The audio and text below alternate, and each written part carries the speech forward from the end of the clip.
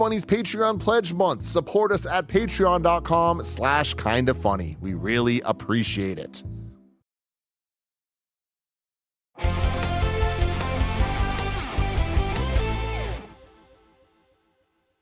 What's up and welcome to the Kinda Funny Gamescast for Wednesday, July 15th, 2026. Of course, I'm your host, Tim Geddes. I'm joined today by the one and only Roger Picorni. Roger, how are you? I'm doing great. You were telling me before the show about the Jay-Z stuff and everything that you saw, so I'm hyped right now. I had the week of my life last week. Like, I did so many incredible things that the biggest thing that you missed, though.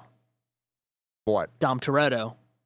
Vin Diesel was in New York City as well. I know. I was looking for him. You know what I mean? You're looking everywhere. It's around the same time, around places, man. Yeah. I was like, fuck, I was man. there. I was in that city. I wonder if he went to the concert. You know? He might have, honestly. He might have, honestly. Yeah, that would have been cool. But yeah, my week was crazy, and it sucks because I don't really have a place to talk about it because it's been such a busy week going on. But like, I was at the Pokemon Go 10-year anniversary, which I will talk about on Gamescast tomorrow. It's going to be Andrew Goldfarb joining me and the director of the game coming through to be in the studio to talk about 10 years of Pokemon Go. So that was incredible. I went to all 3 Jay-Z concerts. History. And had the time of my life. It was so much fun. Unfortunately, I was out there for Gia's grandpa's memorial, but it was beautiful. It was awesome. He grew up out around Salem, Massachusetts, so I got to go there, which was super cool. Yeah. We went to a bunch of the museums and stuff for all the witch situations. And it was cool. That's what they called them back then, actually. Exactly. The witch situation. You got to deal with these.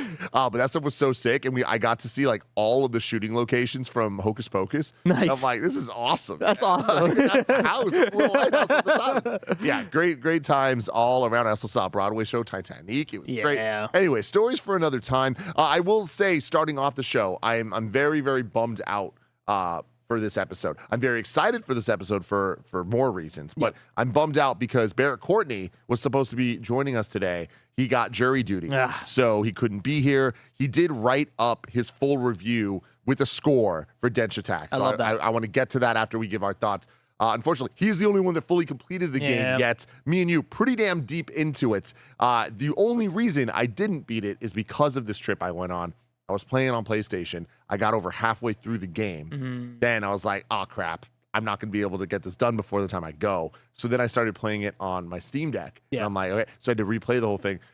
Because of how busy I was, I only got the same exact amount into the game. So I'm like, the only reason I didn't finish it is because I heard you weren't going to finish it. So I just kind of, I want to respect you, and kind of everything that's going on over there. But I say all of that just because I really want everybody to know, like, this game is very special. I'm just kind of getting ahead of it. You can see the headline and stuff. We want to talk about this as soon as possible because I know both of us are really, really, really into it. But I also wanted to give the proper review for Barrett. So I will read it word for word what he wrote out after we give our thoughts. But just letting y'all know what this show is going to look like. I just like the way you said that, though, because it's like a journalist that has to read verbatim what the statement from the company said. It's like, no, we will do this. We will. Our journalistic ethics for Barrett Courtney. Yeah, I just know that like people some people can get kind of sensitive about how we review games. Oh, sure. So I just want to explain, hey, this is what we're doing. Yes, people know. Absolutely. And they can get educated on what I think is one of the best games of 2026. Hey, come on, don't spoil it. Let's hold off. Actually, let's get into it. If you're watching live, be part of the show by super chatting on youtube.com/kindafunnygames. Remember, we couldn't do this without our producers on patreon.com/kindafunny. So thank you to Carl Jacobs, Omega Buster, Delaney the Psalm Twining, and Lax Nomad. For now, let's start with the topic of the show. It's our Denshattack review. Denshattack is out today everywhere. It's on every platform. You can play it on the Switch 2. You can play it on the Xbox, PlayStation, PC. Your choice. You can do it for $20.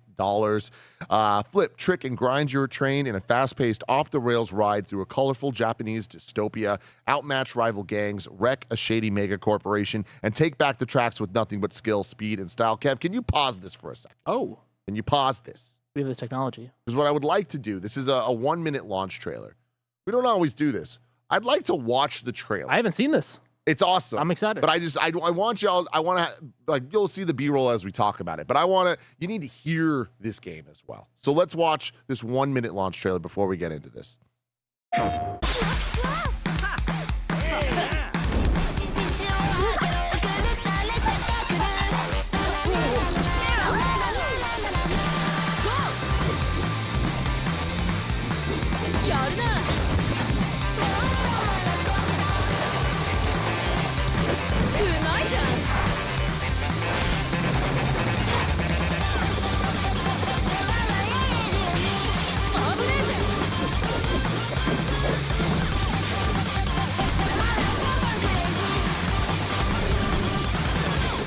This game's insane.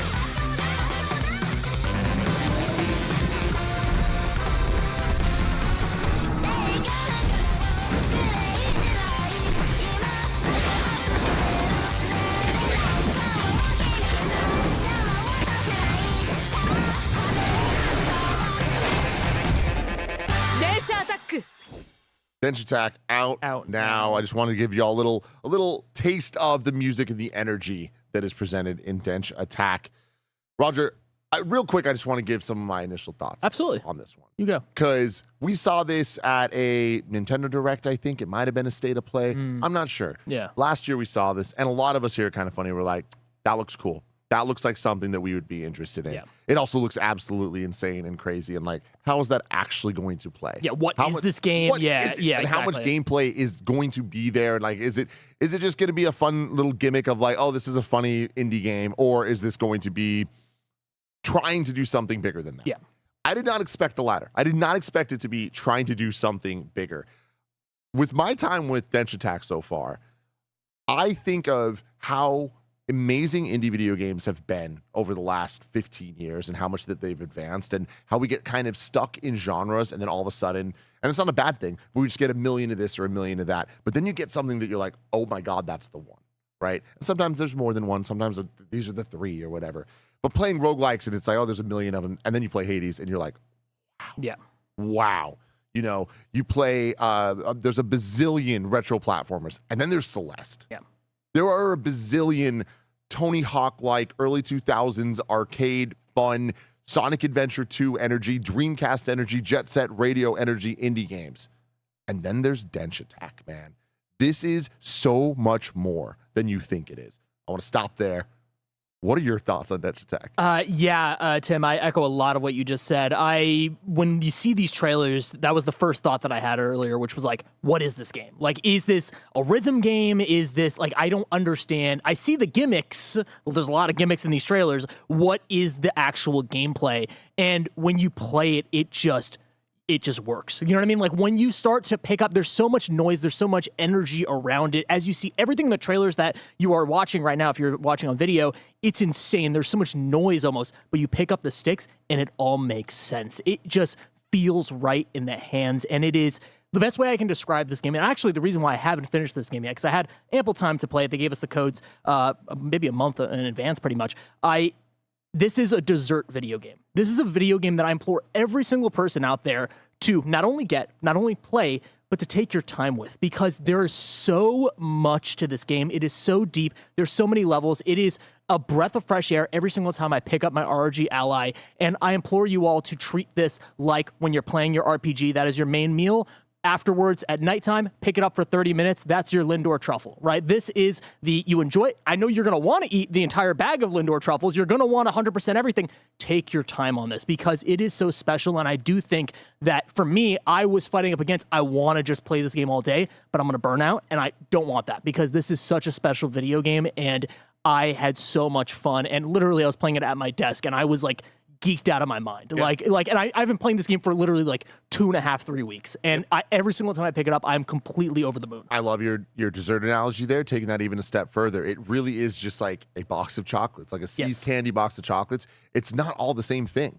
It's all from the same kind of source, right? And there is the same taste to it all overall, but every single one has its unique vibes. I can't believe how much different gameplay is in this game. Incredible. They layer so many mechanics throughout this experience where imagine playing a Tony Hawk game and you can only ollie for the first couple levels and then you get your flip tricks and then you get the grind and then you get all this stuff. But that wouldn't be fun in a Tony Hawk game. It is fun in this roller coaster experience, and somehow they have such a great balance of more literally on rails linear levels, but then these on rails looping levels where you're kind of just going around a circle over and over.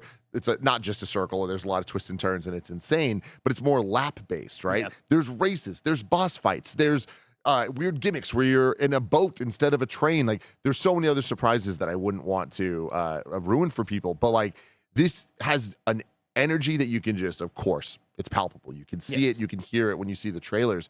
But the gameplay is so damn refined. Yes. And sorry, and to jump off what you're saying in the beginning of like, yes, it is like almost like a Tony Hawk game where it's like, it feels like you only ollie and then you add all these different mechanics on top of it. But in the very beginning of the game, I had so much fun with just the very beginning that I was like, if this was the entire game, if this was 4 or 5 hours of just this, I'd be happy. Totally. But the way that I love an indie game that, and I think honestly, it's kind of a comparable thing because it's yellow, almost, vehicles. Yellow Taxi goes vroom, where I talk about the game all the time, but that's a concept that they push and they push and they push. And those are my favorite, not only indie games, but video games in general. And this is what this is. It is a team, I don't know how big this team is, but you assume a small team of developers that have an idea, a very niche, funny idea that they push and they push that doesn't become just a joke, a gimmick, an idea. It becomes an experience, a world that I see. And I genuinely, Tim, like, the only person that I've looked at and I said, I don't think it's for you, is Nick Scarpino. Every other video gamer that I know in my entire world, I've recommended, and I'm saying, hey, please buy this freaking Greg Miller's the only one for me. Oh, really? I think he would actually enjoy this. Yeah. I mean, there's parts of it, and then like sometimes he really surprises me. But he was the only one that I'm like, just like, I don't know. There's too many elements of this that I'm like, I don't think he likes any of these things. Oh, okay. Yeah. Whereas I like all of the things. Yeah. And so it really, but I'm with you. I implore you as well to give this game a try. People are saying it's on Game Pass. Like that's crazy. Also, it's as Charlie puts out, introductory fee price on Steam right now, $18. Yeah. Which, by the way, I know we're going to talk about Barrett's review in a second, but like, this is a video game, and this is, I don't even know what my argument here is, but like, in a healthier video game industry, in a healthier economy, in a place that like I want to be at, this game deserves to be $60. Like, this game deserves to be something that everybody rushes to the store. I know it will never happen, and I'm happy that it's $20 so that more people can experience it. I'm happy that video games are able to be at this price point, but this is a game that has $60 worth of love and care and attention to it. I mean, dude, I fully agree with you there. The art in this game is of such a high quality that I often have to be like what we're looking at here, like, that's not representative of it. Like that some of this seems like it was like, I think this is maybe just for the trailer stuff. Yeah. But there's like in between the levels, there's a lot of story happening, and it's kind of, what we're used to, where you're just getting some PNGs and like light voiceover and like you see the text.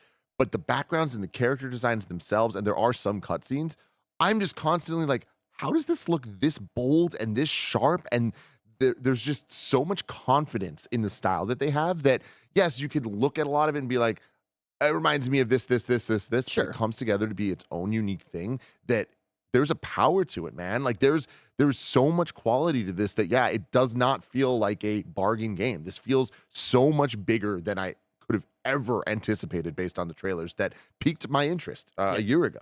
Absolutely. Man, I'm so excited to keep on talking about it. You want to hear what Barrett had to say? Absolutely. All right, everybody, strap in. This is the words from Barrett Courtney, who has finished the game. At the time of writing this, I have played a little over 30 hours of Denshattack on the Nintendo Switch 2, and I've gotten gold on all but one course. Denshattack is a breath of fresh air in a year that has so far been muted for me with video games. It wears its heart on its sleeve, having clear inspirations from extreme sports arcade games like Tony Hawk, with level and objective design meshed with Skate's trick system, all packaged with an aesthetic and energy that draws from early 2000s anime like Fooly Cooly, mixed with the thematic charm of One Piece. The overall gameplay and presentation gives off the vibe that this was made by people who really like to watch anime with their older siblings while playing with tech decks, and that energy resonated with me a ton. While Denshattack technically isn't a skateboarding game, it understands and focuses on something greatly important within skate culture. It's a beautiful intersection of multiple countercultures converging, creating a home for outgroups looking to build a community and force against the monoculture that's pushed them aside. I think it's a beautiful examination of what skateboarding means, which really hit like a train after getting a corporatized version of skate last year. The soundtrack's banging with great jams. Persona heads keep an ear out for a particular track There's a good variety of different level types. Boss levels all act as a fun set piece themed roller coaster that get more and more insane throughout the journey. One of them will be Tim's moment of the year, guaranteed. And the cast of characters kept the charm and heart of the game flowing throughout it all. 9 out of 10, a must play for 2026. It's a great well review. Said. Great and write-up. I agree with all of that. Yeah. Man, like this game, again, it's special. It is worth playing. It stands out this year, which I'm not with Barrett in the sense that it hasn't been a muted year for me. Like I've had a lot of major wins, but I love that this and Screamer are 2 examples of major wins for me, of just smaller games that I think just really, really hit a lot higher than anyone I think could have expected. Yeah, I actually agree with Barrett in the sense that, like, for me at least, I just have had an off year with video games. We'll talk about that later when we talk about the games that I'm actually playing. But like, I had a great time with Resident Evil, a few other hits here and there, but like, this is one that I picked up because I was like, oh, I request a code. It looks cool. I'm going to play this for 15 minutes, like every other game that I've played for the last 3 months, pretty much, other than one that we'll talk about in a second. And I picked it up, and you're sucked in, right? Like it has that infectious energy to it that even if you are in a place where I'm not playing too many video games, I'm not really looking for something that's like this, you pick it up and you will be transported to a world that you just can't put down. Yeah. And that's what's so special about it. Yeah. And it's fun too, because I think it has the perfect level of story to break up and characters to break up the gameplay. And like, I'm not trying to tell you that it's like, oh, this is a must watch and listen to and experience story. It's not. It's just perfect for what this game needs to kind of be a glue between all the gameplay and to make all the insanity and chaos make a little bit more sense. It's the energy of a Scott Pilgrim. Like Barrett was talking about the early 2000s animes and stuff. Like, this is a shonen anime. This is very much a, your power scaling and the power of friendship and the friends around you. And you're building the team. You're the best Denshattacker. I'm even better than you as a Denshattacker. Well, can you do this move? Like, it's just so perfectly, I think, presented as the characters and the gimmicks they have, and it's just enough unique energy to the boss fights that you have to allow set pieces that just make sense gameplay wise, that just elevate and allow you to do a variation on the thing you've been doing for the last hour, but up it just long enough in a different way that feels satisfying without overdoing the weird, unique gimmick for the boss fight. You know what I mean? Like, for some games I think sometimes it's like just add way too much. And there are a lot of mechanics, and Barrett finished it and I didn't. So it's like, I'm still at a point that I'm like, okay, I can wrap my head around a lot of these mechanics, but I can see it getting eventually even more overwhelming with what you have to do level to level. Yeah, going back to your anime connection there, I think that is a great call there when it comes to the way that this story is presented. And I think a lot of people, at least the last few games that I've played, like Elliot, for example, right, which is such a simple anime-like experience, and people connect that, oh, it's like a simple anime. It's like, no, that's just a bad story. Like, that's just like, it's a baby. We're just calling it anime because it's made by Japanese people and it has that aesthetic, but it's not really, it doesn't feel like an anime. This feels like an anime. Yeah, and I'm talking Pokemon. I'm talking Dragon No, that's what I'm saying. Like, this is a good version of this. Exactly, yeah. And I think that people use that as like a shorthand for just a Japanese animated experience that's like it, sort of. This feels like genuinely, if you can adapt this, you can make this into something actually like something that I would watch on Crunchyroll. It is varying for me because, like, there are just moments when I'm playing this and I just want to play the game. But that's what's fun about it. They let you skip, though. Yeah, they let you skip, and that's what's super fun about it, is that when I do skip and I get to that cutscene, or I get to a moment in the game, I'm like, why am I doing this? Oh, contextually, this character is in this situation. It actually adds to it. And when you have certain things, which I won't spoil here, but like there's certain, like the loading screens change, certain, characters pop up after you die and everything like that evolve throughout the game. Like, those little touches elevate the whole game. And even if you are skipping past the normal, just reading the blocks of the characters talking, just going from cutscene to cutscene, maybe the 2 or 3 that they have per world, it's so worth it. And the overarching world is just weird in the best way. Like, it is this dystopian future Japan, and the wealthy have all moved into these like domes that are protected by the mega corporations, and everything outside of the domes is kind of like this wasteland. But it's not really. Yeah. It's kind of just they're the ones saying that, so they're the ones kind of controlling it all. And it's like, that is just a very interesting background to be like, all right, cool, now There's all one of my favorite tropes, Raj, in anything, is just when everyone in a world just takes the weirdest thing so seriously. Yeah. Fast and Furious. It's all about family, but it's about cars. Yeah. Everyone in the world is a mechanic or a racer or related to that, whatever. Cobra Kai, right? Karate is the most important thing, not just in Los Angeles, the world. Yeah. And here it's like, it's attacking people and doing tricks in trains. It's awesome. Like, it's just such a bizarre thing, but they really, really lean into that. And they also lean into it in a sense that, like, I think that the lesser version of this game would have leaned into it in like a meme way of like, oh, look how stupid it is that there's a train going around doing all these tricks. But like, and there are moments where like a train does something where it goes on top of a Ferris wheel and it does something crazy. And again, any other game would just be like, oh, well, look how silly that is. No, they play this in the most serious manner, and I think that is what levels all of this up. There's a Sonic Adventure 2 energy to this, but with a, hear me out here, a Sonic Generations polish to it. It's like, there's because a lot of this game, we can bring up Tony Hawk a lot, but it's like a lot of the game is very Subway Surfers adjacent and is also very Donkey Kong Minecart adjacent, or what I'll say, the Sonic or Shadow levels in Sonic Adventure 2. But I feel like the gameplay is a lot tighter than how a lot of those Dreamcast games feel. Infamously, I'm kind of a Dreamcast hater, which I understand gets me a lot of shit because there are a lot of Dreamcast lovers, and I respect y'all. Yeah. I love that that's for you. Not enough to keep the platform. A lot of the Dreamcast stuff to me, the controls always felt too floaty. It wasn't just the controller that was weird. It was like the games had a floaty feel to them. This doesn't have that. This feels way more like Tony Hawk's Pro Skater, like Super Mario compared to Sonic in terms of weight and in terms of getting back on the track and the momentum of speed. It's very different, and it's exactly what I want. Well, let's talk about the ways that we played the game, right? Okay. So for me, I had the luxury of starting this code a little bit later than everyone else, so then I learned about how long it was. Like, this game is actually meatier than I thought it was. I expect this was going to be like a 6-hour experience. Yeah. This is clearly, according to Barrett, what do you say, 30 hours he was playing this? He played it for 30. But yeah. He's replaying things and everything, right? So, but I realized that this was going to be a meatier experience. So then I had the hard and fast rule, not the hard and fast rule, the hard rule of like, I am going to only play every level once. So whatever I got the first time is whatever I got, and I just moved on to the next one. Were you replaying? Were you trying to get the gold on everything? What was your vibe there? So I tried really, really hard to not replay. Because I was like, I want to see, like, I was compelled to get to the next level and see the next thing. It's like, I can go back later. But I'm just a man. Yeah. And sometimes I'm like, a flawed man. I needed to not crash at all this level. I didn't need to crash that one time. Yeah. I could do this. So then I would go back. But I want to read a couple more. Barrett left some bullet points, and I actually think that they're great talking points here. So let's bring some of them up and we can talk about it. He said it ran great on Switch 2, both docked and handheld.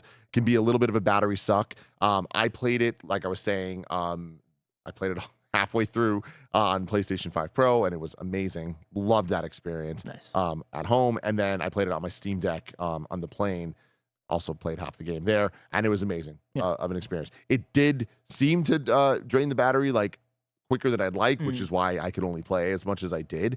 But what was your... I played on ROG Ally. I've been trying to do the thing. This is not even a knock on the game, but I've been trying to like dock my ROG Ally into the TV. Wasn't working well with this game specifically. It was running into like the 40s. But that's how good this game is, that like I'm such a 60 FPS freak that I literally would boot it up and I'd be like, it's 45, whatever, fuck it. I'm going to keep on playing. But on handheld, it was perfect. So that's just me personally.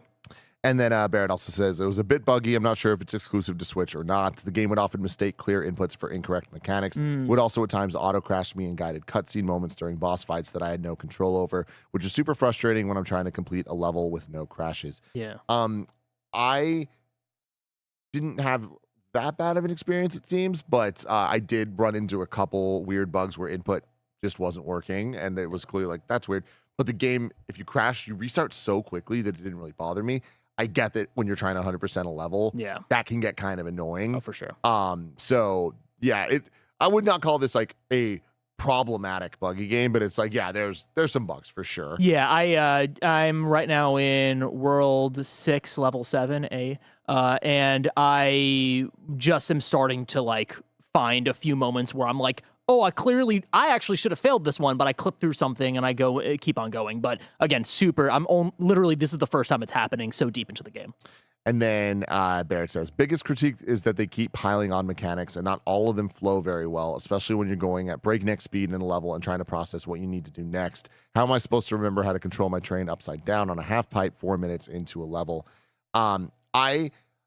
So far, I've really appreciated the experience of the mechanics adding on top of each other. I have experienced in the moment, like, oh crap, like what's the button to hit to do that feature? Yeah. But I love that this game uses every button on the controller. Yeah. Like it really goes out of its way to try to like keep you on your toes and have it not just be fully on rails. It literally, you're a train. Yeah. When we first I'm sorry, the way you just looked at me, you are trained. Like when we first saw the trailer for this, I'm like, yeah, this looks cool, but like, it's Tony Hawk. It's like, how? Yeah. You're a train. Like you're on tracks. Like how could that possibly work? And they find so many ways to make that work, like to take you off of the tracks, but you got to get back onto the tracks. There's like this feature that's very early on, and it's been in the early trailers and stuff, so I feel comfortable talking about it, where you can essentially like power up a super meter, and that essentially creates Mario Kart Rainbow Road. But imagine if Rainbow Road was like extra paths around you in any level you're on. It's not just a separate stage. And so all of a sudden you jump off of a track you're on, and now you're on this rainbow track that's like spiraling. It's like a bespoke part of the level that they've designed. And like that's the stuff that blows my mind, is like, not to cut you off, but like the level design of it all, right? Of like the way that they are able to make it feel so natural. I'm never getting lost, even when there are moments of like, hey, there's like 4 different paths and you could get lost technically, but we are so good at telling you, hey, this is this path that you're going down. Hey, this is the rainbow road that you're going on. Like they are able to tell you, I think in terms of like just the level design and also like the button prompts for the most part, of like there's enough signage, there's enough like, hey, here's like the sound pop up, which means that you have to press the horn. Oh, here's this, so that means you have to not only avoid something, but you have to go down it as well. Like they do as good of a job as I think you can ever do for a game this chaotic. And also like I don't think I want to like point out like the Tony Hawk comparison to this, where it's like I'm not necessarily a Tony Hawk person. Like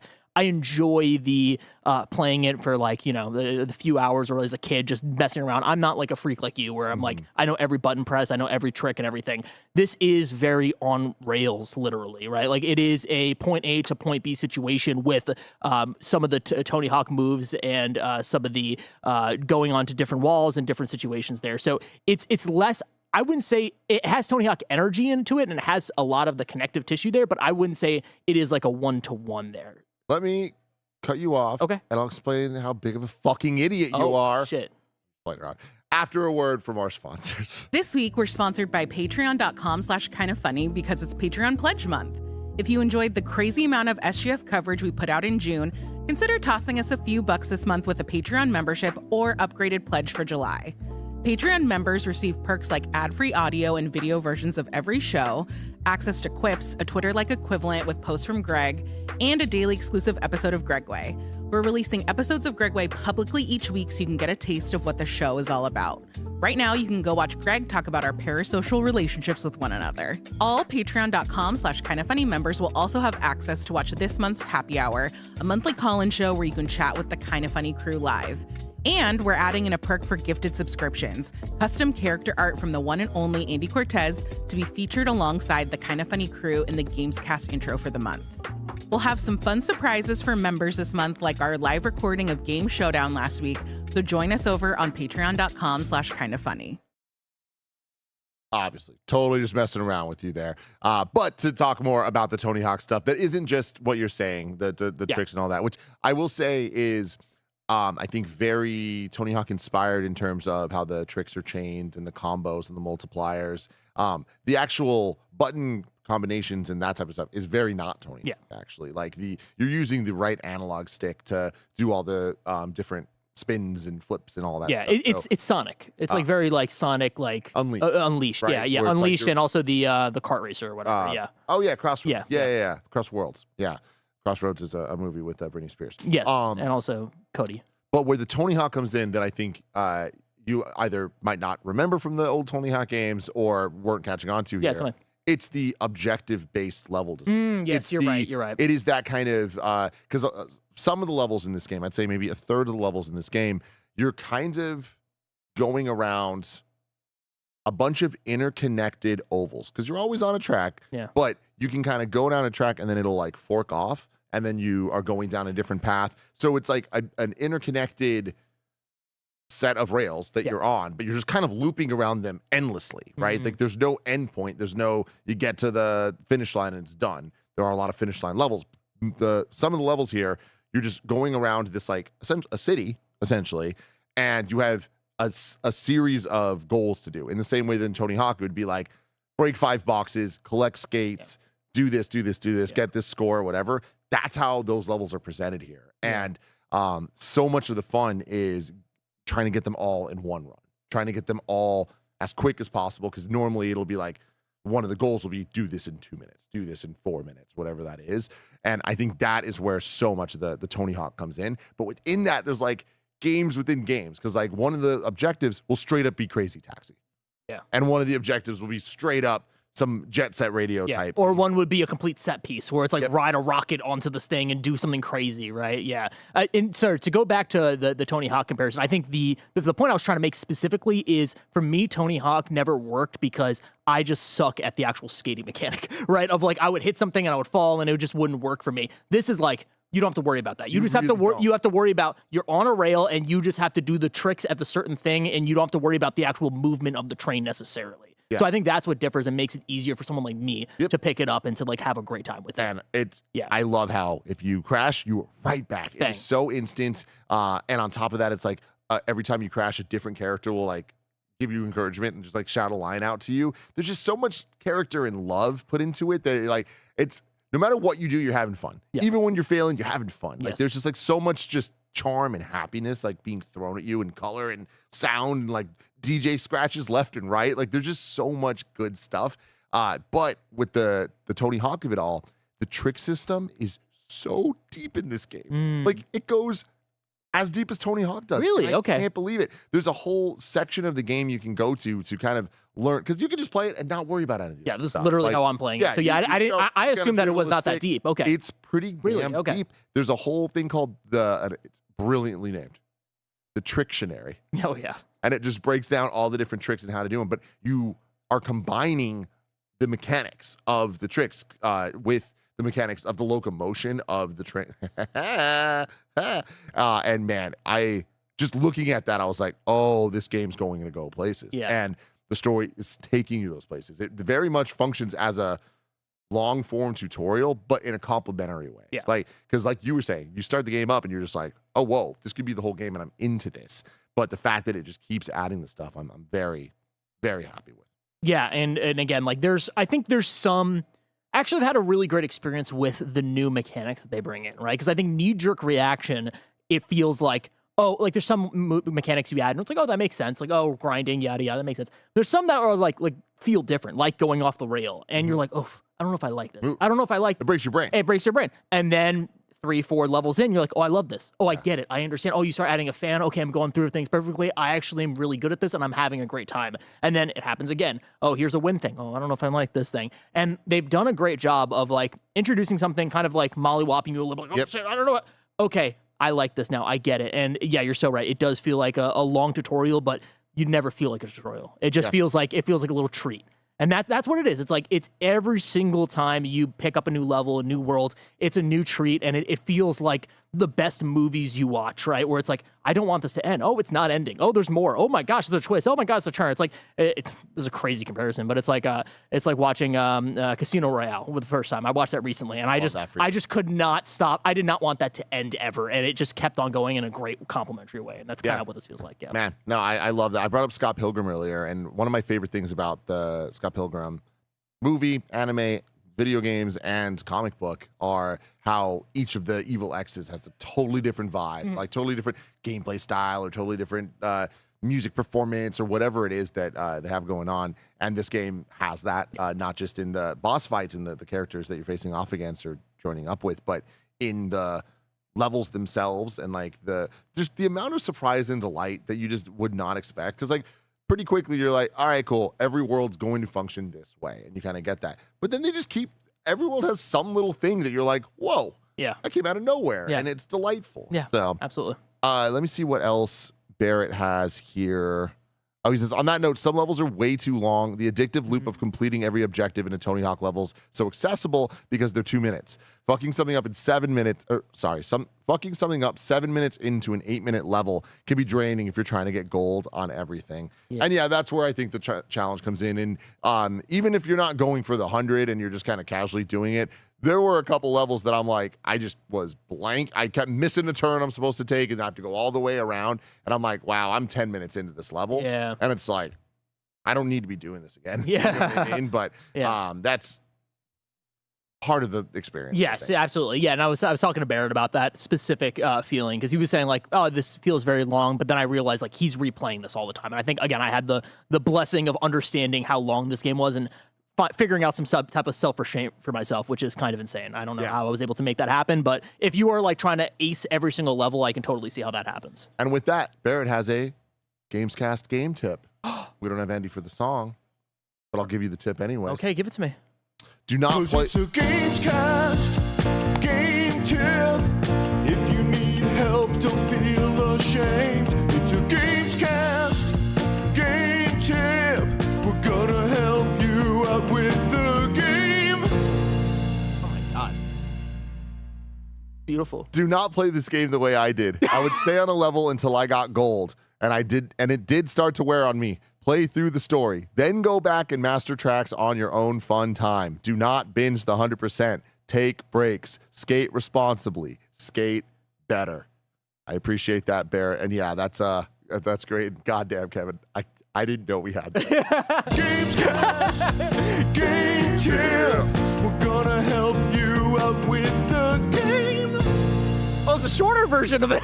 It's the outro. It's the outro. The reprise, you know? I was like, I don't know if Kevin should be playing the entire song again. Oh, shit. Oh, wow. Okay. I love Handy Cortez. Wow, that was incredible. I love Handy Cortez. And I love Barrett Courtney. Thank you so much for writing this out. This was great. And I love it because, again, we really wanted to give a lot of love to this game because I do think it's special. And I know how I was feeling about it. Like, even the first night I played it, I ended up slacking because I got the code and I was like, I'll get to it when I get to it. And then when I started playing, I slacked, I think, general, just being like, guys, Denshattack is so much more than I expected. And I'm so happy that it seems like y'all agree. Like we both said, we have not beat the game yet. No. So, but just putting it out there, if I were to put a score on it right now, it would be a 9 out of 10. Like, I think this is an amazing video game. I'm completely with you. I think this is a 9, and I could see myself going a 0.5 higher if it all keeps on the trajectory that I'm on right now. I'm having a blast, and I honestly, genuinely, like, it's a toss-up right now. I mean, I haven't even finished it, but like Resident Evil and this, it's like, I don't know, man. I love this game that much. I think this is a very special video game.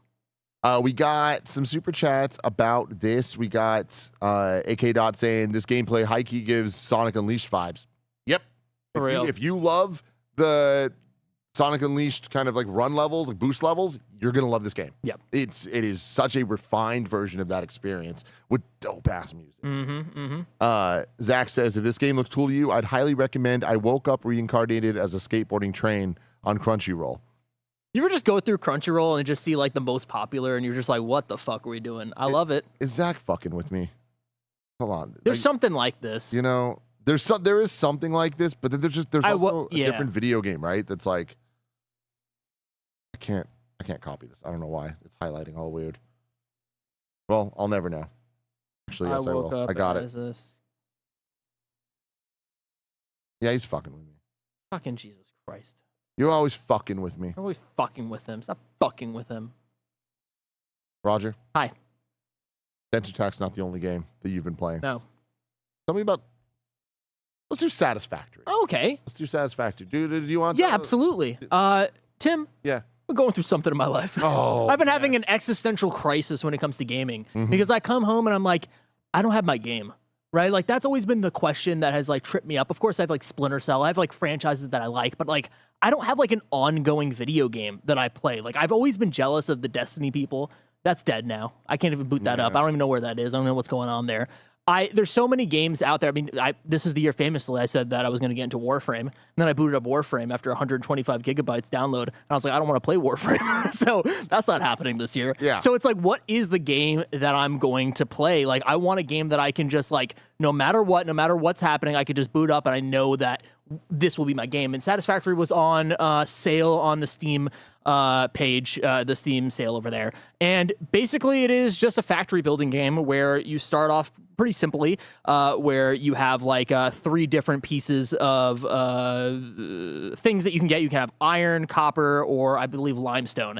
And then it very quickly snowballs, as you're seeing in this trailer, which I don't have a fraction of what these people have. But it is a survival crafting game where you have to then, you get the iron. Okay, well, I'm going to build a mining device to, get that iron. Okay, well, now I want iron ingot. Okay, well, I need a smelter. Okay, well, I want this special type of iron device. Okay, well, that will need a smelter, a combiner, and then that will then break off. And it just becomes this insane kind of trajectory where you are building these massive factories that interconnect, and it is just kind of this continuous resource loop where you feel like you have enough, you feel like your factory's big enough, and then, here's the next goal. You made 100 of these certain things, now you need 1,000 of these certain things. So now you kind of have to refactor the entire thing that you just created and keep on building on top of it. And they just had I believe 1.2 update, which added, I don't know, it didn't add co-op, but it added like a ton of quality of life improvements. They added a ton of stuff.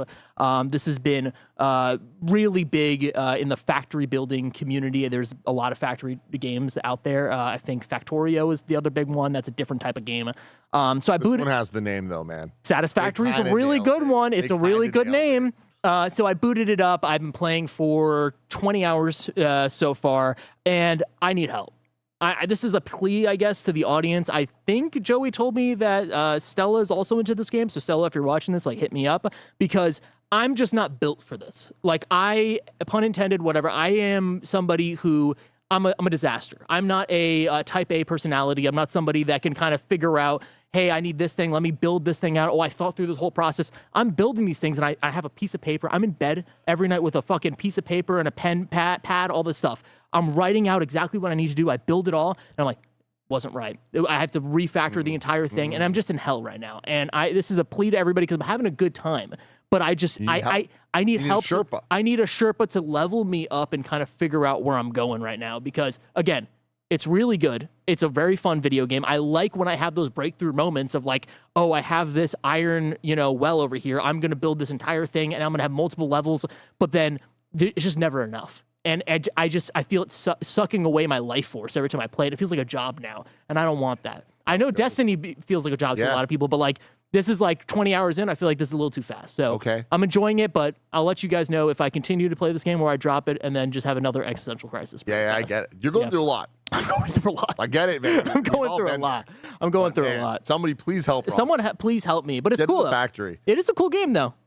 Tim? Yeah, I believe you. Why don't you try it? No. Why don't we play the game this together? And I'm just like, no. Like, no. Why don't we play this game together? I want to skate on a train. You know what I mean? Like, it is funny to go back between these two games of just like, oh, you want to have the most fun of your life, or do you want to just hate yourself? Want to work in a factory? The way that exactly the way your brain works, you just hate the fundamental logic of it. Yeah. Yeah. I mean, I get it, man. I play Pokemon Go, and it literally is a job. Yeah. Like, and it is the thing of like, oh, you at least you're bettering yourself though.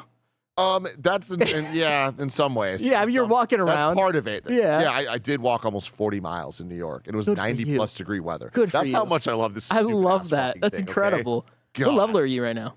What level am I? Yeah. Are you maxing it? No, there's no don't way. ask me those goddamn questions. Because do you know what happened? Is that I hit 50. Yeah, and then they added up to 80. Yeah. And it's fucking bullshit because essentially because of how much I've done, I got auto put up to 70, and then 70 to 80 is like another grind. And it's a grind that's just as or even harder than the grind from 40 to 50, which was what took me years of my life. Yeah. And what almost broke me. What's Andrew Goldfarb at? He fucking hit 80. He fucking did it. If he could do it. But also, he's way ahead of me. He's been like, just life. in all things in life. Yeah. But he's been playing since 2016. Like, so he had like a bunch of banked. Yeah. Yeah. He had all the things he needed. Whereas like I played almost every day, not every day, but almost every day in 2016. And then it wasn't until 2020, the end of 2021, November, And since then, I've played every single day. What's the time frame of you getting to 80? Is it like you can do the math, like paying off your student loans, and it's like, okay, 2042, I'm going to be able to. And the thing is, we're going to go through all of this tomorrow on the Pokemon Go thing, but like, I don't want to relitigate. Since you're asking me, I will bring it up. I am. Are you going to complain to the CEO? No. We all get it. We all get it. We all know where we're at. We're not happy about it. But... So I'm level 75 right now. I need to walk 170 more kilometers to get up to the fuck is how long? It's 3 miles. Oh, okay. But think about that. It's a lot, man. Oh, 1 kilometer is 3 miles. Gotcha. I was like, oh, there's no way. Yeah. So no, I got a fucking lot of kilometers to walk. Yeah, that's so it's gonna take me a while to hit that 76, but I will. It's 105. Okay, yeah. That makes sense. So fuck me. You know? Yeah, you're fucked. And then the next couple levels, there's like a whole bunch of other tasks. There's one that I'm gonna have to walk 400 kilometers. So we'll see. Yeah, you're screwed. We'll see. And eventually they'll move it to 100. I know. Nice little number. I know. Yeah. I'm so happy I hit that 50 though, because they took the jacket away. You can't get it anymore. Oh shit! Look so at you. I got it right when I needed. Beautiful. I'm proud of you, man. Anyways, you'll hear all about that tomorrow on our 10-year anniversary of Pokemon Go retrospective with Goldfarb and the director of Pokemon Go. Roger, thank you so much for joining me today. This was a fun show. This is a great show, man. Also, sorry, just really quick. I'm playing Rhythm Heaven Groove. I just want to talk about the multiplayer really quick. Incredible. I want to play it for a party. Yes, we will make this happen. The multiplayer in here is what this game should have been marketed as. This should have been Rhythm Heaven together, because it is incredible. It is such a fun time. Get your friends together and try to fucking beat some of the harder levels. It is so good. It is so good. I just want everyone to know this, because I understand like Rhythm Heaven main single player is not for everybody. Tim, blessing, nerds. But the multiplayer is incredible. So everyone should go play it. The chat's telling me that a kilometer is not 3 miles. I don't know what the fuck I'm talking about. Why do you listen to me? Yeah, don't listen to it. Don't worry about anything that's Also, why the fuck do they use kilometers? Why? Because most of the world uses kilometers, Tim. But where's Pokemon Go based, Kevin? Japan? San Francisco. Yeah. And Kevin, we just had our 250th birthday. You know what I mean? Like, don't talk to us about that. You know what I mean? Miles over everything. You know what I mean? Roger's perfect country. Perfect country. My God. We have a banger day ahead, everybody. We got Big E in the building. We're about to do the Kind of Funny podcast. Then we're playing some games. It's going to be very fun. Everything's good. Everything's grand. Everything's great. You need to play Denshattack. That's the most important thing possible. But Roger, I love you, man. I love you, man. Bye.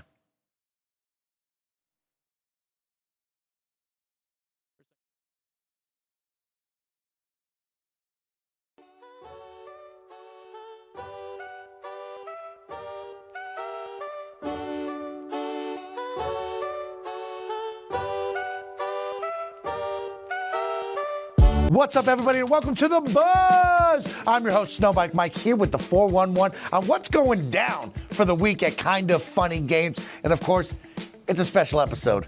As you can see, the PowerPoint is out. Welcome to the Mike edited episode. Why?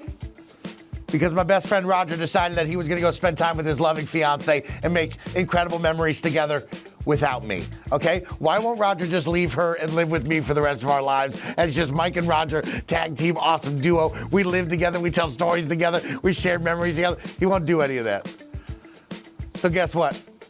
I'm gonna do this without Roger, okay? I don't need Roger. I can do all this in my sleep. Everybody knows that. I close my eyes, edited, okay? Party mode, edited, okay? Close my eyes, game showdown, edited, okay? I can do it all without Roger.